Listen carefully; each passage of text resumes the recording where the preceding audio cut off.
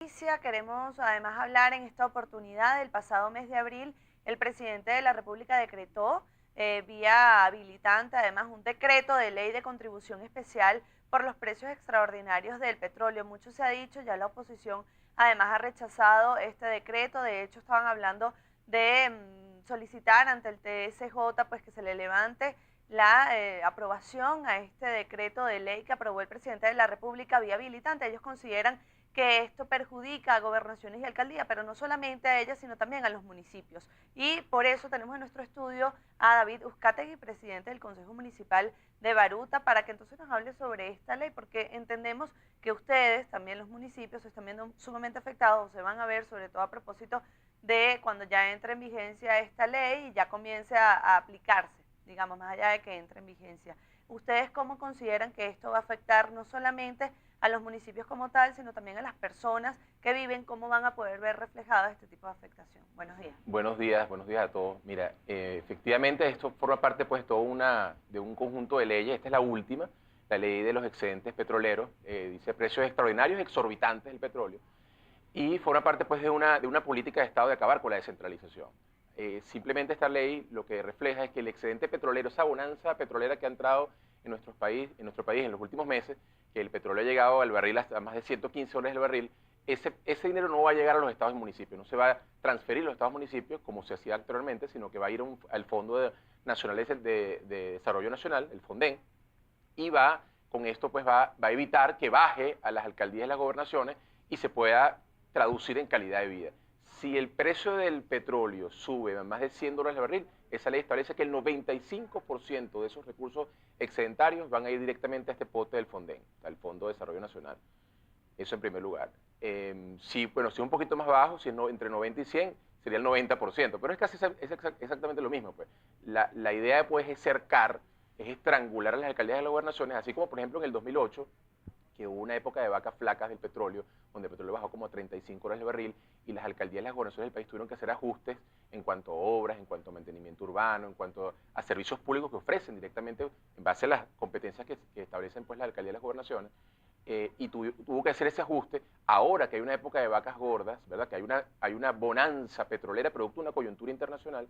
Ahora entonces eso tampoco va a ser reflejado directamente en los estados y municipios, sino que eso se va a quedar en un pote que, bueno, deja mucho que pensar, que es el Fondo de Desarrollo Nacional, que es el FONDE, que es esto para estas obras maestras, que todavía no hemos visto ni siquiera la primera, después de 12 años de gestión, 2 años y medio pues, de gestión de gobierno nacional. Pero eso forma parte, Yanelia, de una política nacional en contra de la descentralización, que arranca ¿cómo? Arranca con la ley de descentralización, que dice expresamente, dice que, bueno, por considerarse estratégico, el gobierno se reserva la posibilidad de revertir algunos procesos de descentralización en materias de salud, educación, deporte, etcétera, ¿no? En primer lugar. Después viene la ley esta de aeronáutica civil, ¿no?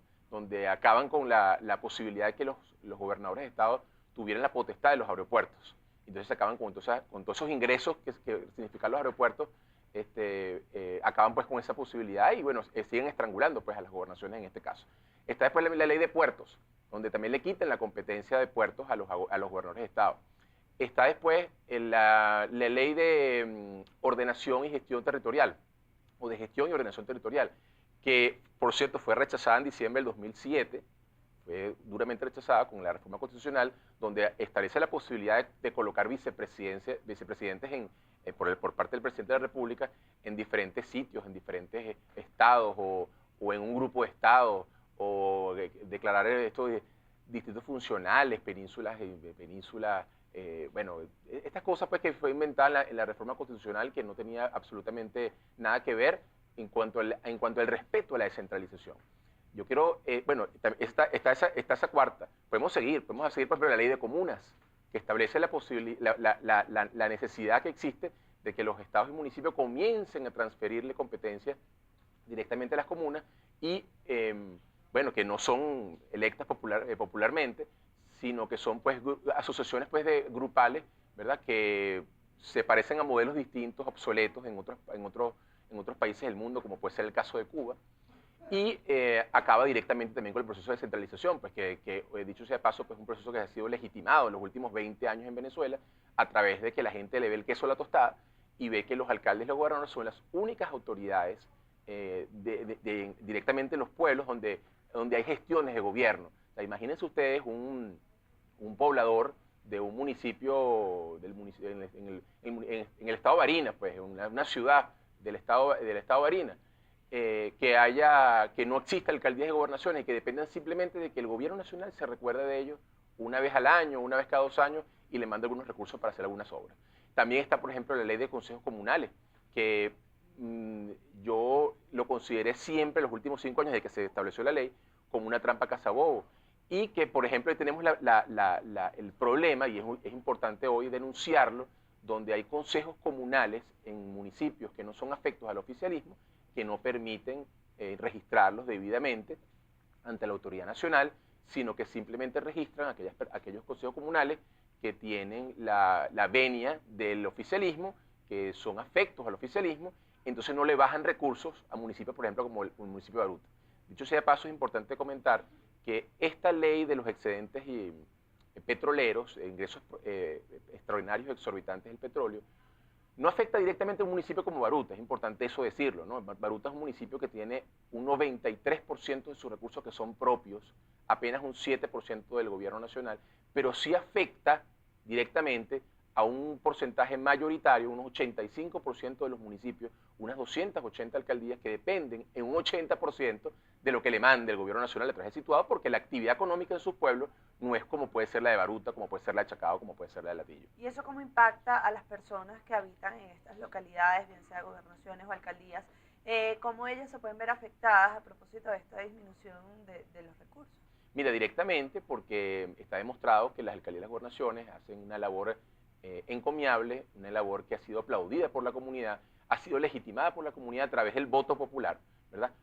Si no, la gente simplemente se abstuviera de esas elecciones, la participación fuera ínfima y una participación mayoritaria, pues un 70% va a votar en esas elecciones de gobernadores y alcaldes, y hay una labor que se realiza a través del pago de esos impuestos de la gente y a través, pues, de la actividad económica.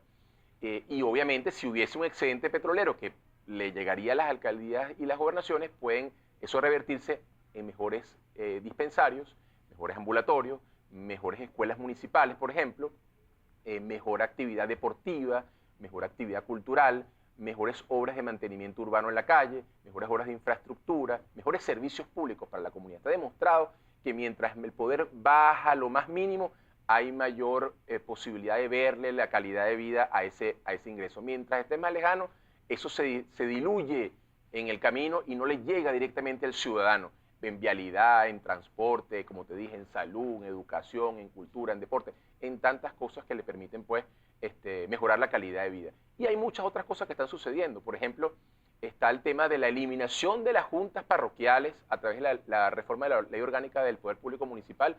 Actualmente una instancia que era elegida por voto popular fue derogada de un plumazo a través de una ley habilitante, a través de entre gallos y medianoche en el mes de diciembre, y se acaba con una instancia que permitía hacer de enlace con el ciudadano. Está también en la ley de registros civiles, que acaba con los registros civiles, la competencia que tienen los alcaldes para llevar los registros civiles. Ahora se transfiere al poder electoral. Está también la eliminación del FIDES, que era proporcional a la población, su distribución, fue eliminado un plumazo. Esa ley que permitía, pues, presentar ante un organismo proyectos de envergadura, como por ejemplo el ambulatorio de las minas, hecho por el alcalde Enrique Capriles Radonsky hace unos 3-4 años, unos 4 años fue inaugurado, y que era un proyecto que se presentó en el Fondo Intergubernamental de la Descentralización, que es el FIDE, y que permitió en esa oportunidad, pues, tener una obra de calidad y de servicios para la comunidad. Todo esto se ha hecho con el fin, todo este tipo de leyes se han aprobado con el fin de otorgarle más poder al gobierno nacional. Sin embargo, eso se ha visto reflejado en gobernaciones, alcaldías. Es el caso, por ejemplo, de las vías, la vialidad, el tema de las autopistas. Hoy en día una persona que pasa por la autopista, por ejemplo, de Guarenas a Caracas, y de repente se encuentra con huecos, no puede ir directamente a la gobernación porque la gobernación ya no tiene competencia en ese sentido. De parte del gobierno nacional, ¿cuál ha sido la respuesta a propósito del tema principal del por qué se hayan hecho todo este tipo de leyes? Ninguna. Hay voceros del gobierno diciendo el que quiera llorar, que vaya a llorar para el valle.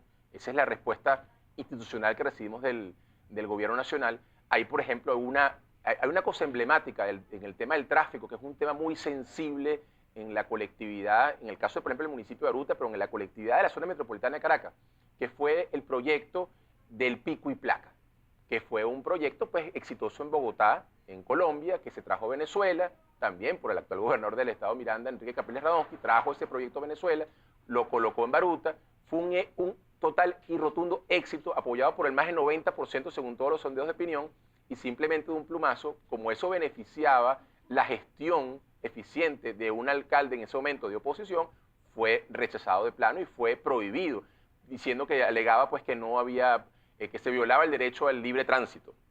Y eso, yo quiero comentarte lo siguiente, esto que se persigue con el ataque a la descentralización, aparte de no creer en el sistema de descentralización o en la política de Estado de descentralización, está también la forma de evitar vitrinas de gobierno exitosas en diferentes estados y municipios que le permitan a la gente comparar, porque entre lo malo y lo que no se conoce la gente prefiere lo malo, pero si hay algo malo y hay una gestión regional, municipal exitosa que le beneficie la calidad de vida a la gente, que le dé prosperidad al pueblo, que permita pues mejorar los servicios públicos y esa gestión se pueda mostrar a nivel nacional para que la gente abra los ojos y vea para otro lado, bueno, entonces eso es simplemente lo que quieren evitar, que hayan vitrinas de gobierno exitosas en regiones y municipios del país que permitan a la gente comparar e irse por otro camino, ¿verdad? Y de esta forma evitan pues que la gente tome ese nuevo camino, ese nuevo rumbo, pues ese cambio pues, que necesita nuestro país. Retomando este decreto que fue aprobado en el mes de abril acerca de los excedentes petroleros,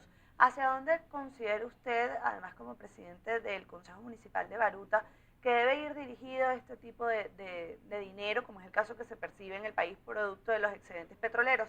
Y esto se lo pregunto porque diputados a la Asamblea Nacional consideran que este tipo de recursos deberían estar dirigidos, por ejemplo, a la Ley de Seguridad Social, donde además se amplíen muchos beneficios y se puedan incorporar a mayor cantidad de gente, por ejemplo, en el caso del seguro social como tal. ¿Qué considera usted? ¿Qué más democrático que preguntar al pueblo? Vamos a hacer un referéndum consultivo, lo establece la Constitución, y le preguntamos a la gente si prefiere que ese dinero lo maneje el gobierno nacional para este tema de la seguridad social o prefiere que se baje a los municipios y estados para mejorar, como te dije, la vialidad, para tener mejores ambulatorios, para tener mejores escuelas municipales, para hacer un proceso de centralización ordenado. Porque, por ejemplo, tú vas a la ley de comunas y te dice que hay que transferir competencias al poder popular.